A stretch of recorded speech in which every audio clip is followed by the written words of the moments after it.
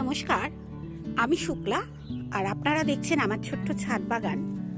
যে ছাদ বাগানে ফুল, ফল, সবজি 3 রকম গাছই আমি বসাই। আর গতকালের ভিডিওতে আমি দেখিয়েছিলাম যে আমি 3-4 রকম পাত্র ব্যবহার করি গাছ বসানোর জন্য। যেমন ব্যবহার করি গ্রো ব্যাগ, তেমনি প্লাস্টিকের বড় বড় টব ব্যবহার করি, আবার মাটির টব ব্যবহার করি, বালতি ব্যবহার করি। এইটা কিন্তু বালতি, এই যে জবা গাছটা আছে এটা কিন্তু একটা বালতির ভেতর আছে। এবং ক্রেট তো আমি ব্যবহার করিই করি, এটা তো আপনারা দেখেছেন, সারা শীতকাল জুড়েই দেখেছেন। ক্রেটে আমি শীতকালীন যে সবজি সেই সবজি করেছিলাম। আমার ভালো লাগে গাছ বসিয়ে আনন্দ নিতে, আমার এত ভালো লাগে। যারা গাছটা বসান তারাই জানবেন যে গাছ বসিয়ে আনন্দ নিতে একমাত্র যেসব বাগানিরা গাছ ভীষণ ভালোবাসে তারাই জানবেন। গাছ সেটা যেরকমই হোক, আমি কিন্তু একটা ঘাসকেও ফেলি না। ঘাসটা নিয়ে আমি কিচেন কম্পোস্টে দিয়ে দিই। ঘাসটা গাছ হিসেবে বড় করি না ঠিকই, কিন্তু ঘাসটাকেও আমি ব্যবহার করি আমার ছাদ বাগানে। গাছটাকে ব্যবহার করতে হবে এমনভাবে যাতে আপনি গাছের একদম গোড়া থেকে, আমরা প্রথম কি দেখি ঘাস, এমনি বড় বড় গাছ, বড় বড় যে গাছগুলো, বড় বড় গাছের পাতাও আমি ব্যবহার করি, ঘাস ব্যবহার করি, নানা রকম জিনিস দিয়ে কিচেন কম্পোস্ট বানাই এবং সেইগুলো দিয়ে গাছ করি। আমার এই জিনিসটা করতেই দারুণ লাগে। আমি যতই অসুস্থ হই না কেন, আমি কিন্তু বাগানে আসা ছাড়ি না।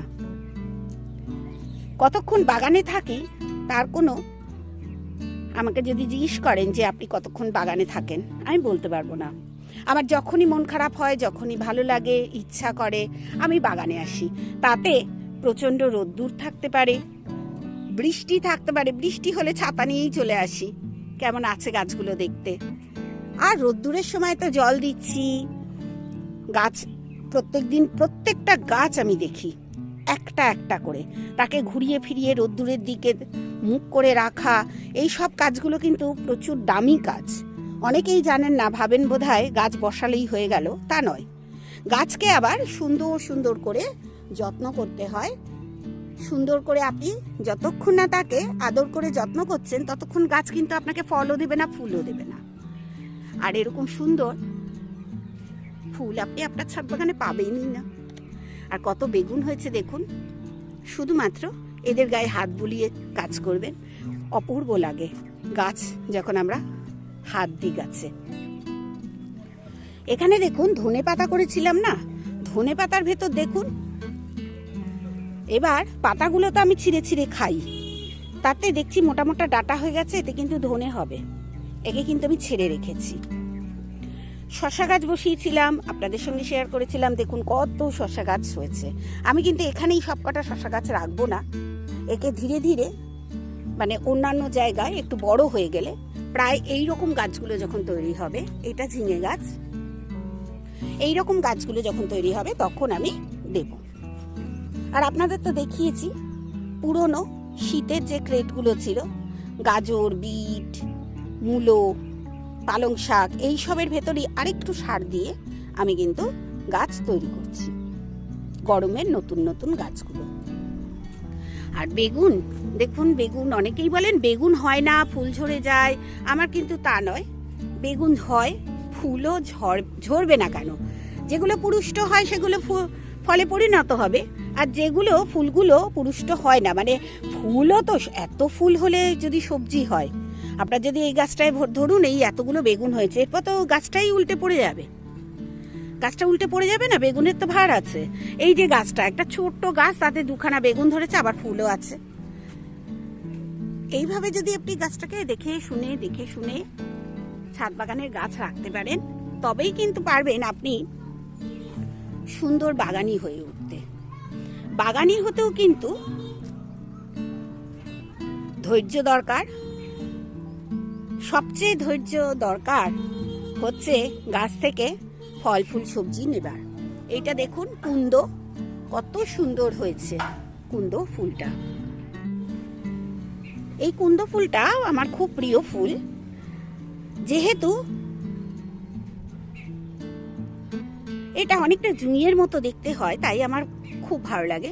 আমার একটি কুন্দ ছিল বলবো, এখন আর গাছটি নেই। সেই গাছটির ফুলটা হতো, এই যে সাদা ফুলটা দেখছেন, এই যে বোটাটা, এই যে বোটাটা যেখানটা আমি ধরেছি, এটা ছিল লাল। এই গাছটার কিন্তু ওইরকম নয়, এটা সম্পূর্ণ সাদা ফুল হচ্ছে।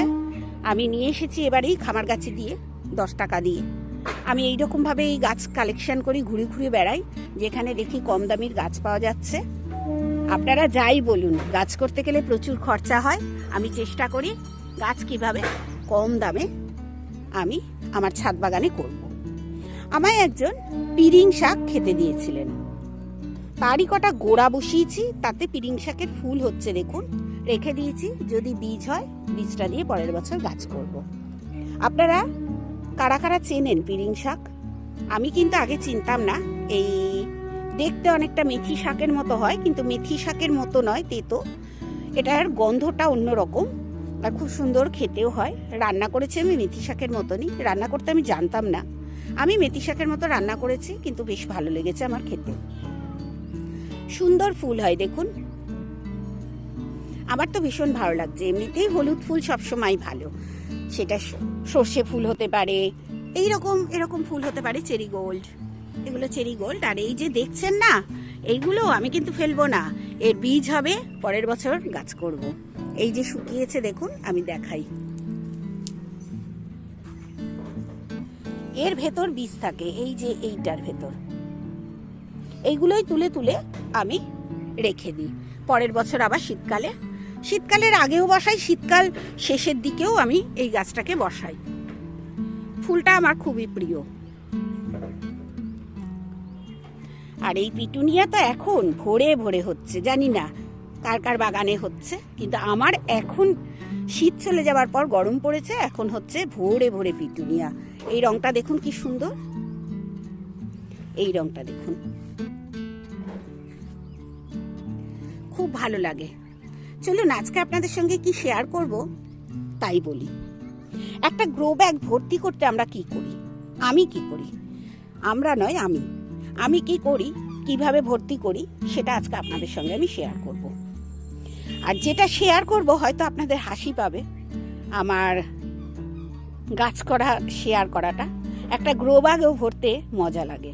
আর কি দিয়ে গাছ, মানে গ্রো ব্যাগের তলায় যখন আমার পাতা থাকে না, তখন আমি ভরি, সেটা আমি এখন আপনাদের দেখাবো।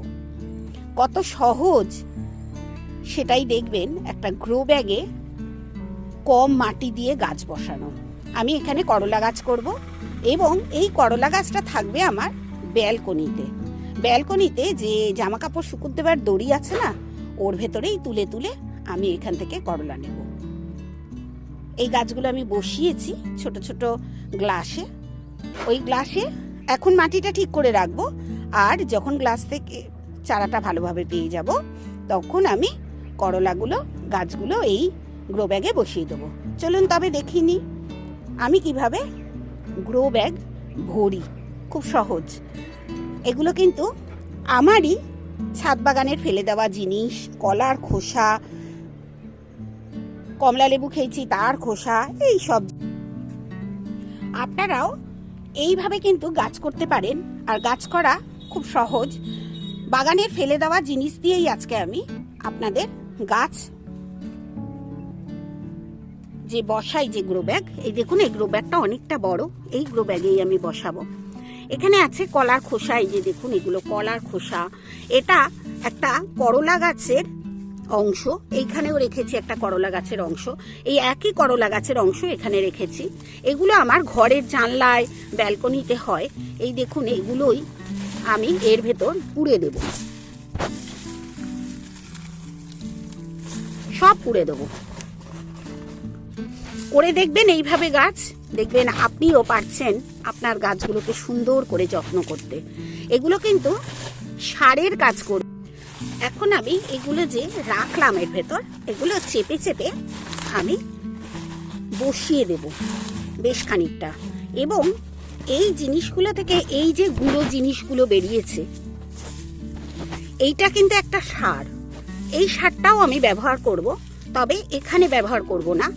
এটার জন্য তো আমি এগুলোই দিয়ে দিলাম, জিনিসগুলো শক্তপোক্ত জিনিসগুলো আমি এখানে ব্যবহার করলাম। দেখুন, আর গতকাল যে মাটিটা ভরেছি মানে তৈরি করেছি, এই বালতিতে রেখে দিয়েছিলাম, সেটাই এখানে দিয়ে আমি দেখাচ্ছি। দেখুন, গতকালে যে মাটি তৈরি করেছিলাম, ওই যে বালতিটায় রেখে দিয়েছিলাম, সেই মাটিটা দিয়ে আমি এখানটা বেশ খানিকটা ভরে নিলাম। আর কিন্তু ভরবো না। নিচে রইল আমার গাছের জঞ্জাল, যেগুলো আমার কোনো কাজে লাগবে না, কিন্তু গাছের সার হিসেবে আমার খুব সুন্দর উপকার হবে। আর এটাই লঙ্কা বসাবো, ঠিক এইটাকেও ওই রকম ভাবেই তৈরি করলাম। এইভাবে আমি গ্রো ব্যাগ তৈরি করি, আর প্রচুর হালকা হয়। এটাই আমি করলার দানা বসাবো। এইভাবেই কিন্তু গাছ আপনারাও করুন। গাছের যেসব জিনিস আপনারা পান, মানে গাছ থেকে যখন গাছগুলো নষ্ট হয়ে যায়, কপি তুলে নিলেন, কপির যে ডাঁটা, এই যে দেখুন এখানে আমি কিন্তু রেখে দিয়েছি, ফেলিনি, এটাও কিন্তু আমার চলে যাবে কিচেন কম্পোস্টে। ওইখানে দেখুন সব আছে। গাছের থেকে যা বের হয় সেগুলো ফেলবেন না, গাছ বসানোর কাজে লাগিয়ে দেবেন। এইভাবেই গাছ করুন, আপনিও পারবেন আমার মতো সুন্দর করে গাছ করতে। আর নিচের যে আমি শুকনো জিনিসগুলো দিলাম, ওগুলো কিন্তু আস্তে আস্তে ধীরে ধীরে পাতা সারে পরিণত হবে। ওটা কিন্তু একটা সার তৈরি হলো। এই জন্য আমি বারবার বলি, মাটি এমনভাবে তৈরি করবেন যাতে যতক্ষণ ফল না আসে ততক্ষণ কিন্তু আর কোনো খাবার দিতে লাগে না। এবার এতেই আপনি শুধুমাত্র যখন ফুল আসবে, ফল তৈরি হবে, তখন খাবার দেবেন। আর খাবার বলতে খোল জল, গোবর ভেজানো জল। আমি দেখাবো গরমকালে আমি কি কি খাবার, লিকুইড খাবার আমি আমার গাছগুলোতে ব্যবহার করি। আশা করি আজকের ভিডিও আপনাদের উপকার হবে। গ্রো ব্যাগ কীভাবে ভরবেন দেখিয়ে দিলাম, মানে খুব সহজ পদ্ধতিতে। হালকা কি করবেন, ছাদ যাতে একটু হালকা থাকে, মানে ছাদের উপর তো মাটি বেশি তোলা তো দরকার নেই। এইভাবে আপনি ছাদে যে গাছগুলো করেন হালকা মাটিতে করুন, আর এতে মাটিও ভুরভুরে থাকে। আস্তে আস্তে এগুলো কিন্তু মাটির সঙ্গে মিশে যাবে। আমি যখন করলা গাছের বেডটা ফেলবো আবার পরের বছর, তখন কিন্তু মাটির সঙ্গে ওই সব শুকনো পাতা টাতা সব মিশে যাবে। তাহলে খুব সুন্দর একটা মাটি তৈরি হবে। আবার তখন আবার একটু চুন, একটু নিমখোল, এইসব মিশিয়ে মিশিয়ে আমি মাটিটাকে সুন্দর করে তৈরি করে নিতে পারবো। প্রথমেই মাটি সুন্দর করে তৈরি করতে হয়, তাতে গাছ বসাতে হয়। প্রথম দিকের গাছ বসানোর যে খাবারগুলো মাটির থেকে সুন্দর করে পাবে গাছ, আর এতেই আপনার গাছ হবে খুব সুন্দর। দেখুন, আপনাদের সঙ্গে একটা আমি গাছ শেয়ার করি। এই যে বেগুন গাছটা আমি গতকাল বসিয়েছি, দেখুন এটা কিন্তু মাটিতেই বসিয়েছি। এতে যতক্ষণ না ফুল ফল আসবে ততক্ষণ কিন্তু আমি কোনো খাবার দেব না।